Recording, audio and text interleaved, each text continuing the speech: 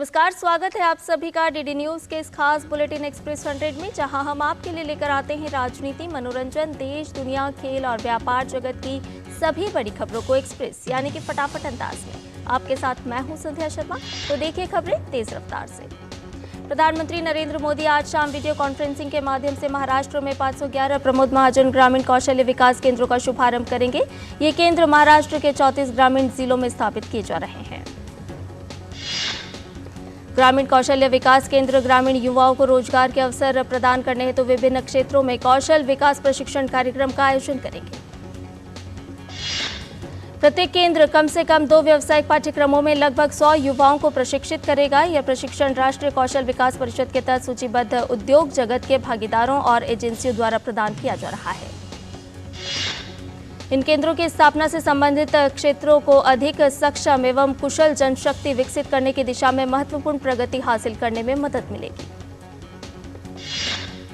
राष्ट्रपति द्रौपदी मुर्मू के बिहार दौरे का आज दूसरा दिन है। राष्ट्रपति आज मोतिहारी में महात्मा गांधी केंद्रीय विश्वविद्यालय के पहले दीक्षांत समारोह में शामिल होंगे।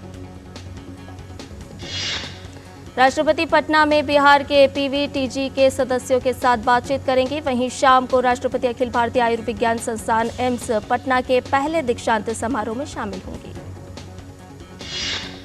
अपने बिहार दौरे के अंतिम दिन राष्ट्रपति दक्षिण बिहार केंद्रीय विश्वविद्यालय के तीसरे दीक्षांत समारोह में शामिल होने के लिए गया जाएंगी। राष्ट्रपति द्रौपदी मुर्मू ने त्रिपुरा और ओडिशा के लिए नए राज्यपालों की नियुक्ति की है। इंद्रसेना रेड्डी नल्लू को त्रिपुरा का राज्यपाल बनाया गया है। वे सत्यदेव नारायण आर्य का स्थान लेंगे। झारखंड के पूर्व मुख्यमंत्री रघुवर दास ओडिशा के नए राज्यपाल होंगे। रघुवर दास की नियुक्ति निवर्तमान राज्यपाल प्रोफेसर गणेशी लाल के स्थान पर की गई है। झारखंड के पूर्व सीएम रघुवर दास को ओडिशा का राज्यपाल नियुक्त किए जाने के बाद उनके आवास पर जश्न का माहौल शुरू हो गया। राजस्थान, मध्य प्रदेश, छत्तीसगढ़, तेलंगाना और मिजोरम में चुनाव प्रचार अब जोर पकड़ रहा है। केंद्रीय गृह मंत्री अमित शाह जगदलपुर और कोंडागांव में परिवर्तन संकल्प महासभा को संबोधित करेंगे। वहीं तेलंगाना विधानसभा चुनाव को लेकर कांग्रेस नेता राहुल गांधी आज भी प्रचार करेंगे। राहुल गांधी आज कई जनसभाओं को संबोधित करने के साथ विजय भेरी यात्रा भी करेंगे। तेलंगाना में विधानसभा चुनाव को लेकर पारा काफी ऊपर जा चुका है। इस बीच आज बीजेपी अपनी रणनीति को और धार देने के इरादे से कोर ग्रुप की बैठक कर रही है। मध्य प्रदेश में भी चुनाव प्रचार तेज हो गया है। मुख्यमंत्री शिवराज सिंह चौहान ने जनसभा को संबोधित किया और रोड शो किया। वियतनाम के सफल दौरे के बाद विदेश मंत्री डॉक्टर एस जयशंकर आज और कल सिंगापुर के दौरे पर रहेंगे। यात्रा के दौरान विदेश मंत्री अपने सिंगापुर के समकक्ष और देश के शीर्ष नेतृत्व से मुलाकात करेंगे। डॉक्टर एस जयशंकर भारतीय क्षेत्रीय सम्मेलन की अध्यक्षता भी करेंगे। भारत सिंगापुर संबंध को 2015 में रणनीतिक साझेदारी तक बढ़ाया गया था और तब से द्विपक्षीय सहयोग की तीव्रता में काफी वृद्धि हुई है। किसानों के लिए त्योहारों के मौसम में अच्छी खबर आई है। केंद्रीय मंत्रिमंडल ने साल 2024-25 के लिए तिलहन और सरसों की एमएसपी में 200 रुपए प्रति क्विंटल की बढ़ोतरी कर दी है, जबकि गेहूं के लिए 150 रुपए प्रति क्विंटल की बढ़ोतरी की गई है। गेहूं का समर्थन मूल्य अब 2275 रुपए क्विंटल हो गया है। चने के लिए 105 रुपए प्रति क्विंटल बढ़ोतरी की गई है। मसूर के समर्थन मूल्य में 425 रुपए प्रति क्विंटल की बढ़त की गई है। लद्दाख में सोलर पावर के ट्रांसमिशन लाइन को मंजूरी दी गई है। लद्दाख में 13 गीगावाट की रिन्यूएबल एनर्जी की क्षमता विकसित करने का प्लान बनाया गया है। इस सौर प्लांट के लिए ट्रांसमिशन लाइन जरूरी होगी। इसके साथ ही कैबिनेट ने वर्ष 2022-23 के लिए रेलवे के नॉन गैजेटेड रेलवे कर्मियों के लिए 78 दिन की सैलरी के बराबर बोनस देने को भी अपनी मंजूरी दे दी है। इसके लिए करीब 1969 करोड़ रुपए मंजूर किए गए हैं। कैबिनेट ने महंगाई भत्ते में 4% बढ़त को मंजूरी दे दी है। 1 जुलाई 2023 से महंगाई भत्ता अब 42 की जगह 46% हो गया है।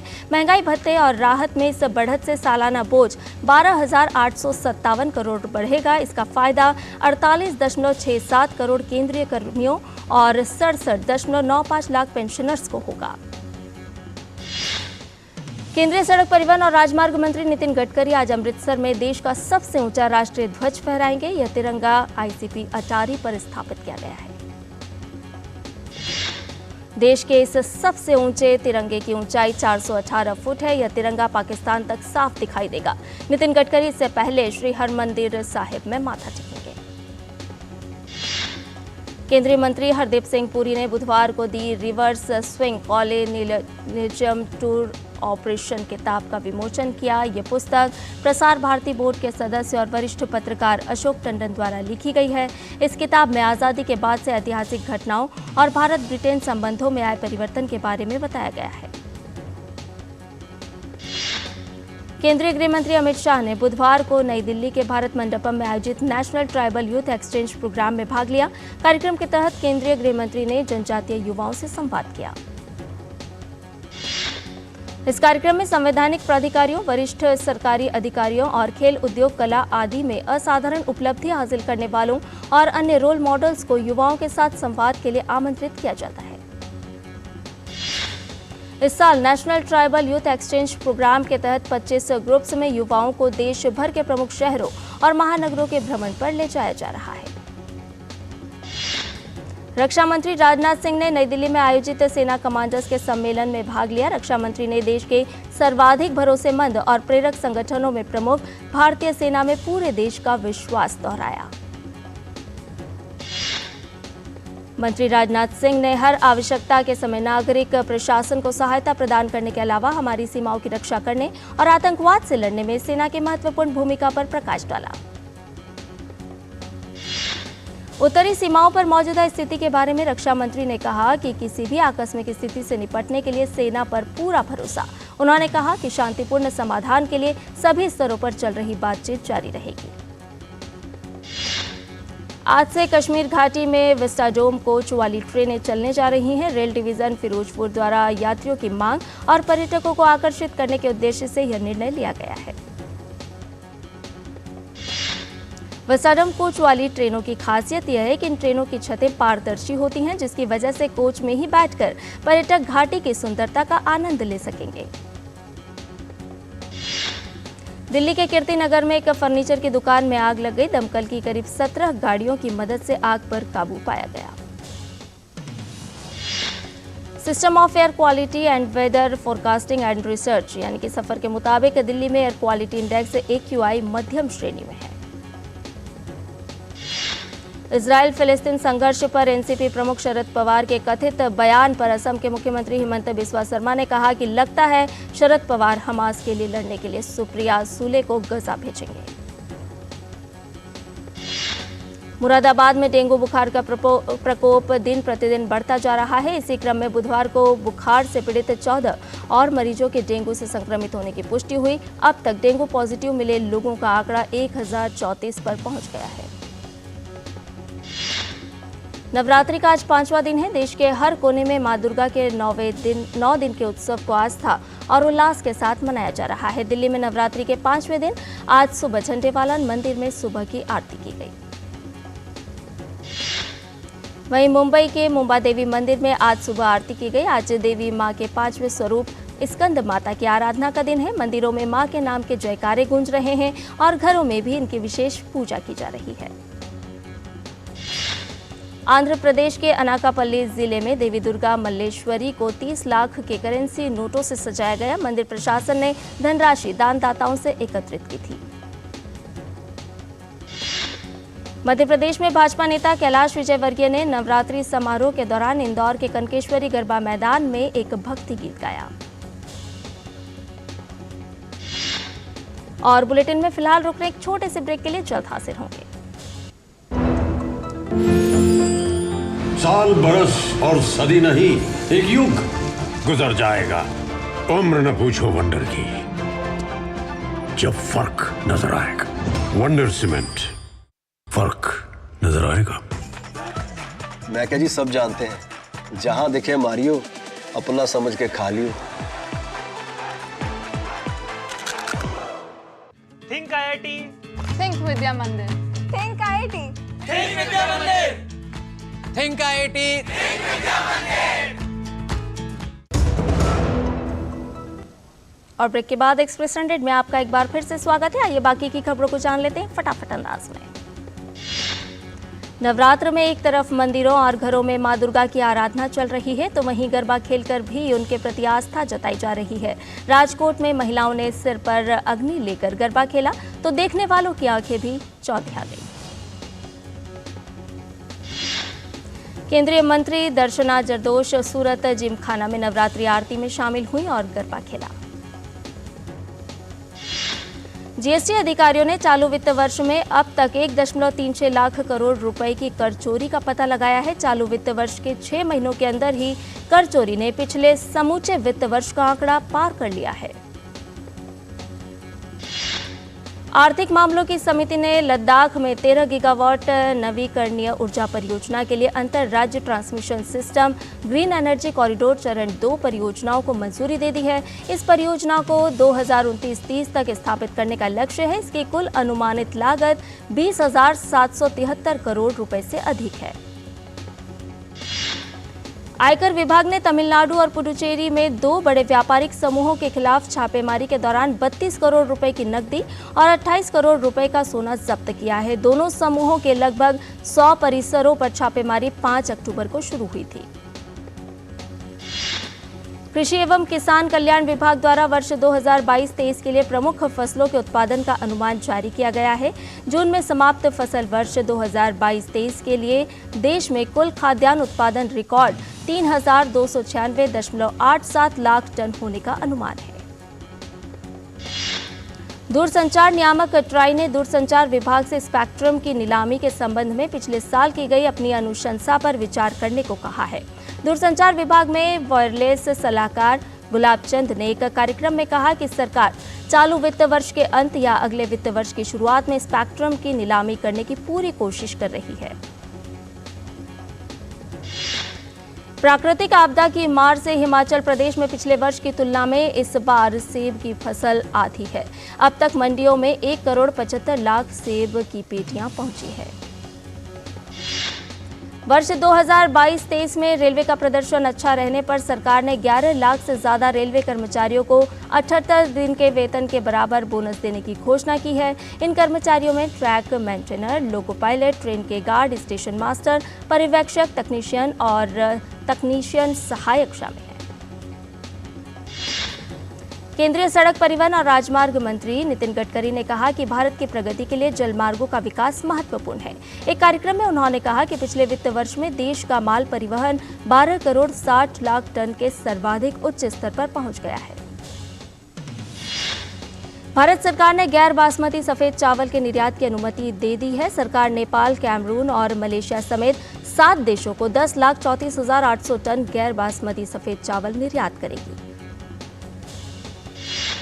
सलाहकार फर्म डेलाइट इंडिया के मुताबिक चालू वित्त वर्ष में भारत की आर्थिक वृद्धि दर 6.5 से 6.8% के दायरे में रह सकती है। डेलाइट ने अपनी भारत आर्थिक परिदृश्य रिपोर्ट में कहा है कि भारत को वर्ष 2027 तक दुनिया की तीसरी बड़ी अर्थव्यवस्था बनने के लिए हर वित्त वर्ष में कम से कम 6.5% की वृद्धि की जरूरत होगी। वहीं वर्ष 2047 तक विकसित देश बनने के लिए सालाना 8 से 9% आर्थिक वृद्धि की जरूरत होगी। केंद्रीय भारी उद्योग मंत्री महेंद्र नाथ पांडे ने कहा कि देश में इलेक्ट्रिक वाहनों की वृद्धि के लिए भारत सरकार लगातार सहयोग दे रही है। अभी भारतीय सड़कों पर 9.4 लाख इलेक्ट्रिक वाहन हैं। उन्होंने कहा 50 गीगावाट आवर बैटरी सेल्स का स्थानीय उत्पादन साल 2024 में शुरू होगा। आईटी कंपनी विप्रो ने एक आधिकारिक बयान जारी करते हुए बताया है कि चालू वित्त वर्ष की दूसरी तिमाही में कंपनी का एकीकृत शुद्ध लाभ 2,667.3 करोड़ रुपए पर लगभग स्थिर बना रहा। अमेरिका की दिग्गज प्रौद्योगिकी कंपनी आईबीएम ने सूचना प्रौद्योगिकी मंत्रालय के साथ सेमीकंडक्टर, आर्टिफिशियल इंटेलिजेंस और क्वांटम कंप्यूटिंग जैसे क्षेत्रों में 3 समझौते किए हैं। केंद्र सरकार ने त्योहारी सीजन के दौरान घरेलू बाजार में चीनी की बेहतर उपलब्धता सुनिश्चित करने के लिए चीनी निर्यात पर लगे अंकुश को आगे बढ़ा दिया है। सरकार ने कुछ समय पहले ही चीनी के निर्यात पर 31 अक्टूबर तक रोक लगाई थी। अब social media platform x users को हर साल इसके इस्तेमाल के लिए $1 की सब्सक्रिप्शन फीस का भुगतान करना होगा। एक बयान में एलन मस्क ने कहा कि एक्स पर मौजूद फर्जी और स्वचालित बॉट अकाउंट पर रोक लगाने के लिए यह निर्णय लिया गया है।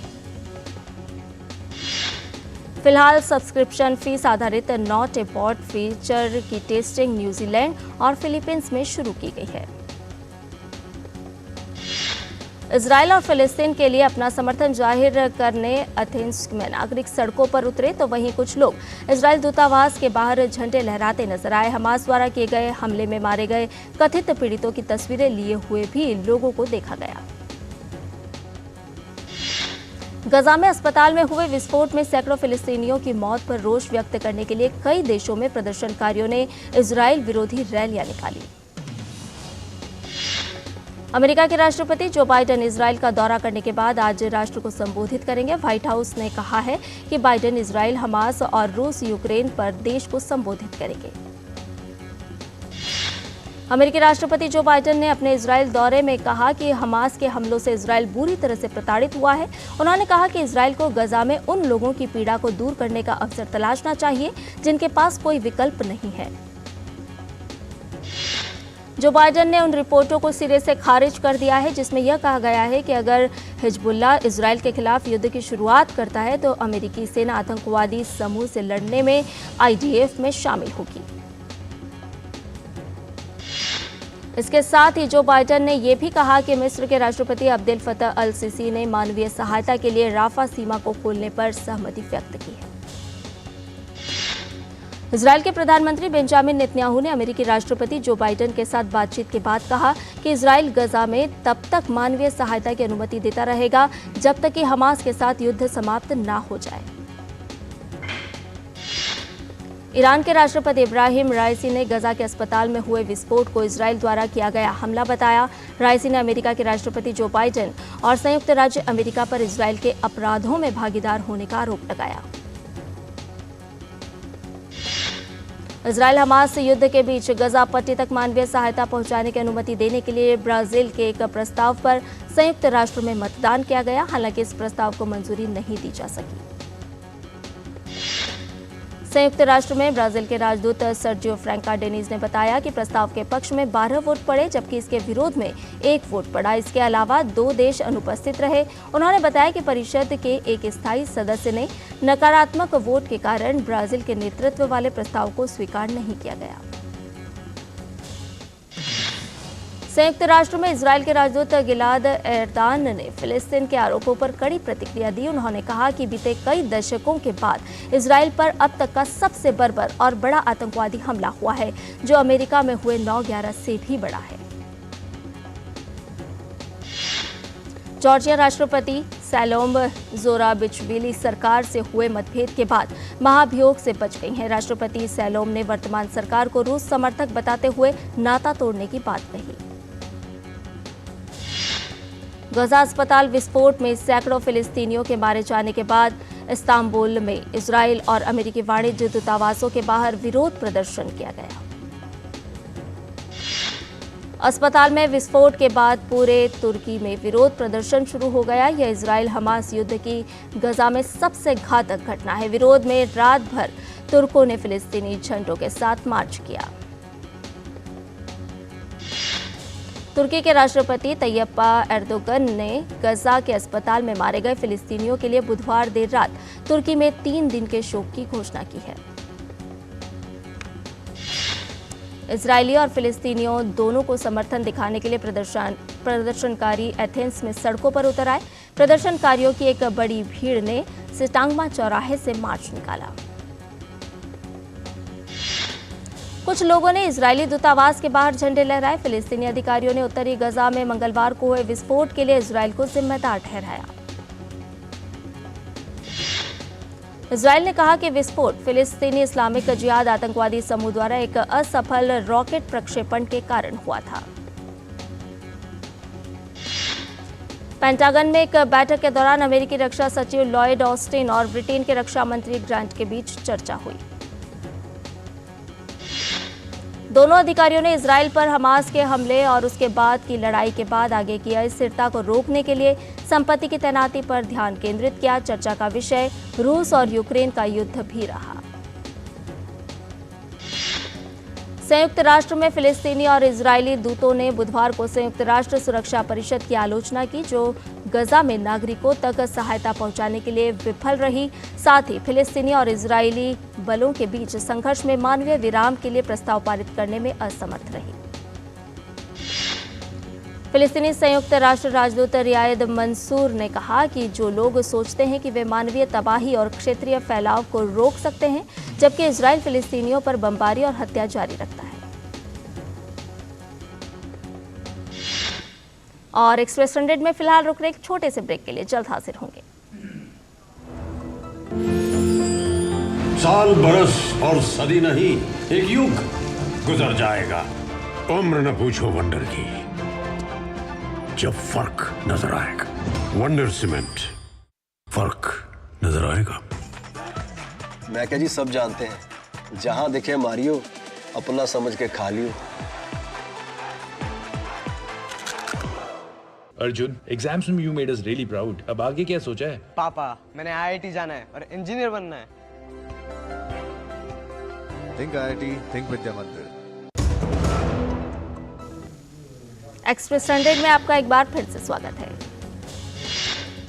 भारतीय क्रिकेट टीम विश्व कप में अपनी चौथी जीत की तलाश में मैदान पर उतरेगी। टूर्नामेंट में अपने चौथे मुकाबले में भारतीय क्रिकेट टीम गुरुवार को बांग्लादेश से भिड़ेगी।